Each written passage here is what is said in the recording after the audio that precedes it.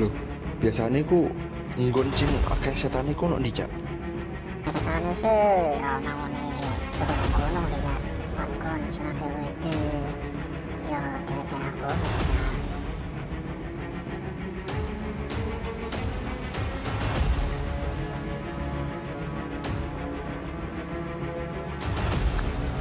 Ada api-api, gengs.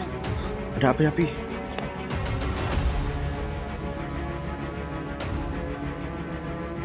Panas mati, guys. Panas mati, panas mati.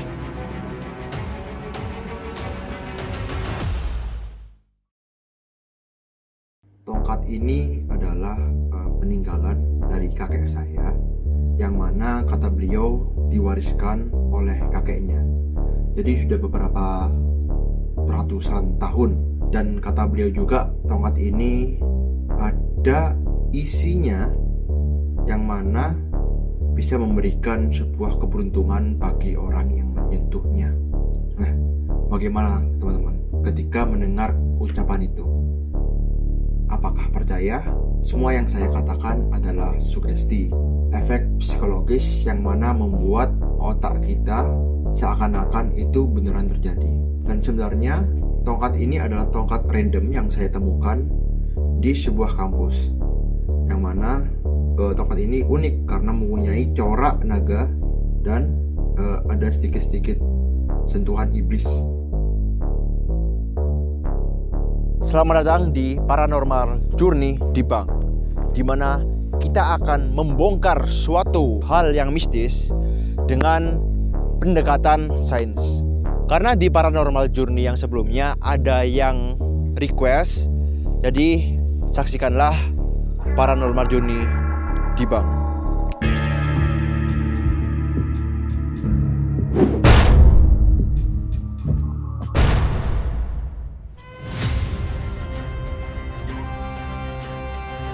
Assalamualaikum warahmatullahi wabarakatuh. Perkenalkan, nama saya Kawan. Saya adalah seorang penjelajah tunanetra. Di hari pertama ini kami melakukan susur sungai.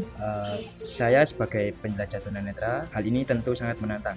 Banyak hal yang kami temukan. Baiklah, mari kita bongkar misterinya. Oke teman-teman, yang pertama, pernahkah teman-teman mendengar suara seperti teriakan? Nah, bisa saja itu suara kuntilanak, tuyul, atau sejenisnya. Tapi ini teman-teman, kami menemukannya sedikit berbeda. Di sungai itu ada pipa yang bocor. Jadi pipa itu yang menyebabkan suara teriakan yang kelihatannya seram. Yang kedua, pernahkah teman-teman mendengar mitos tentang legenda, yaitu tentang Andu Banyu? Nah, tapi di sini kami menemukannya sedikit berbeda, teman. Di sungai itu yang menyebabkan pusaran air itu ada dua aliran air yang saling bertabrakan, sehingga menyebabkan pusaran air yang besar. Terus untuk orang yang terseret ke dalam air itu dikarenakan ada lubang yang terlalu dalam, sehingga membuat seseorang itu tidak berhati-hati lalu terseret ke dalam air.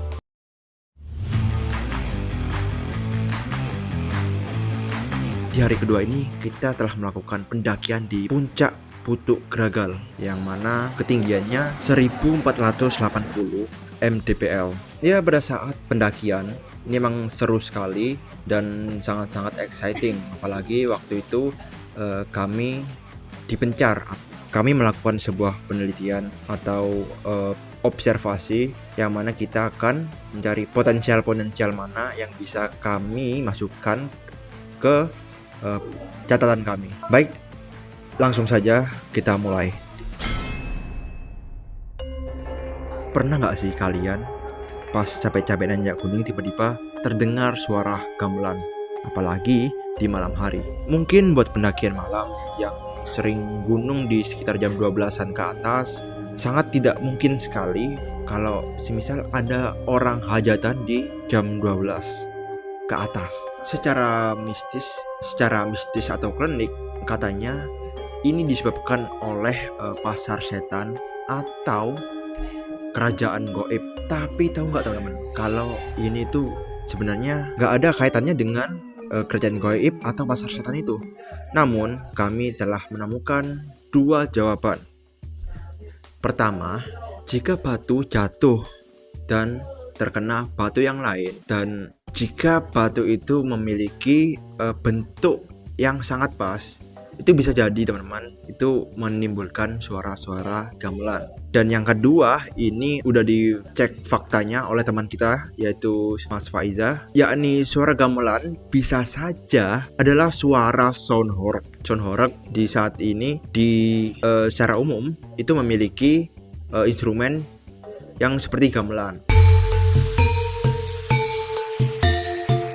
Karena gamelan itu menggunakan suara frekuensi tinggi, maka suara sound horeg itu bisa saja menembus sampai ke gunung-gunung, sehingga yang terdengar itu cuma suara gamelannya saja, yang lain atau bassnya dan lain-lain itu tidak terdengar. Pernah nggak kalian ketika mendaki, kamu tiba-tiba mendahului teman-teman kalian yang ada di belakang, dan ketika jauh dari teman-teman, kamu ngerasa diawasin, kamu ngerasa tegang, kamu ngerasa bahwa kamu itu berada di jalur yang salah karena kamu terlalu cepat mendahului teman-teman. Mungkin kalian ngerasa kalau kamu telah disasarkan atau dipejamkan matanya oleh setan. Namun hal ini tidak benar teman-teman. Hal ini dijelaskan di dalam sains, yaitu fear factor, di mana nenek moyang itu biasanya menggunakan ini untuk berburu. Ketika kita merinding, otomatis tubuh kita merasa nggak enak karena kita butuh perasaan nggak enak untuk kita bisa lebih siaga. Tak hanya itu teman-teman, ada dua kemungkinan, ada dua kondisi kesehatan yang mana memicu kita untuk was-was. Yang pertama adalah kekurangan oksigen atau hypoxia. Yang kedua yaitu kelelahan. Ketika kita mengalami salah satu dari tersebut atau malah keduanya, ditambah lagi ketika ada suara-suara aneh di dalam hutan yang mana men-trigger frekuensi rendah, yang bisa saja frekuensi ini membuat kalian berhalusinasi.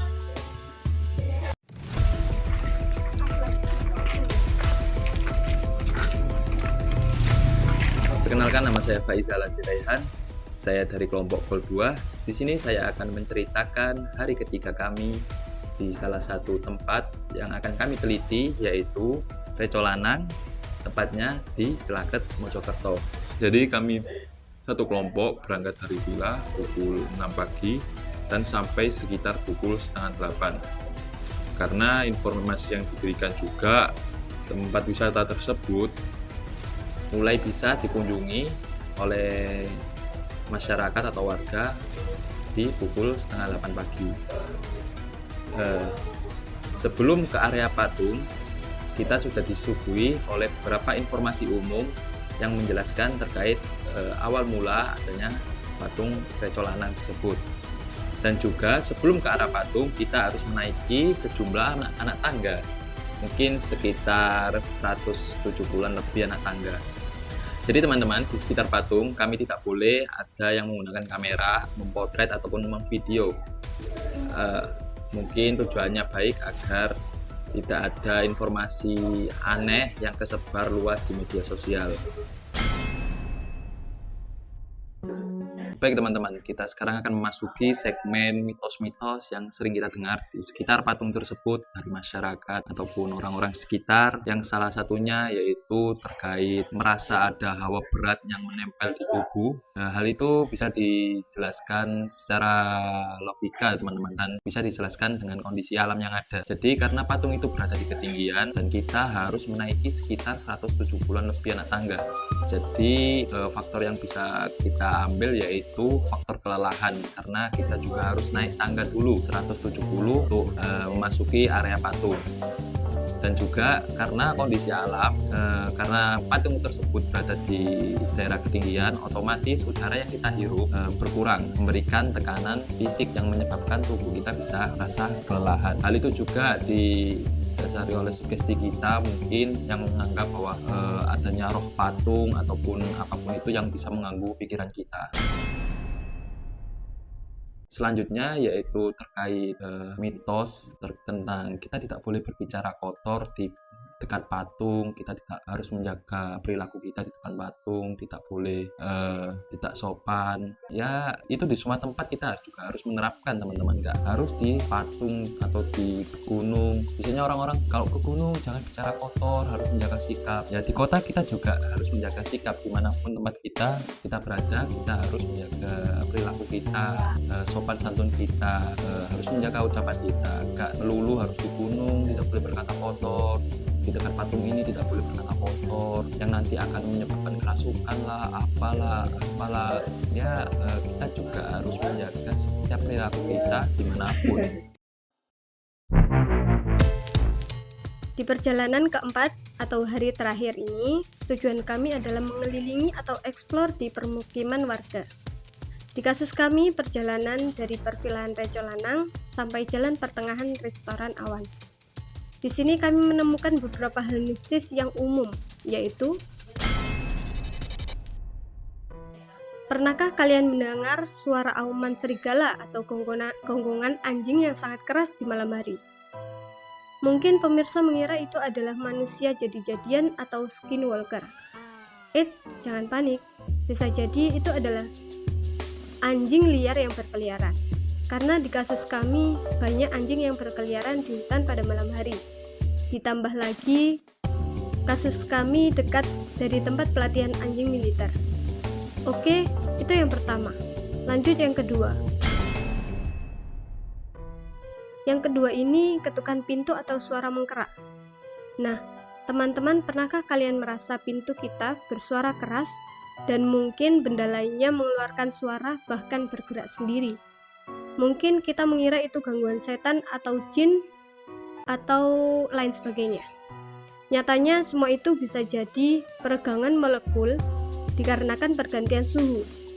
Teman-teman ingat, waktu SD kita pernah diajarkan hal ini juga mengapa kabel gak boleh ketat atau rel kereta ada jaraknya atau gak nyambung antara satu sama lain. Atau bahkan semua itu adalah efek psikologis karena kita takut dan berhalusinasi. Maka dari itu kita harus skeptis ya teman-teman. Terima kasih sudah mendengarkan video kali ini. Semoga obrolan hari ini memberikan manfaat dan sudut pandang yang baru. Sampai jumpa di lain waktu.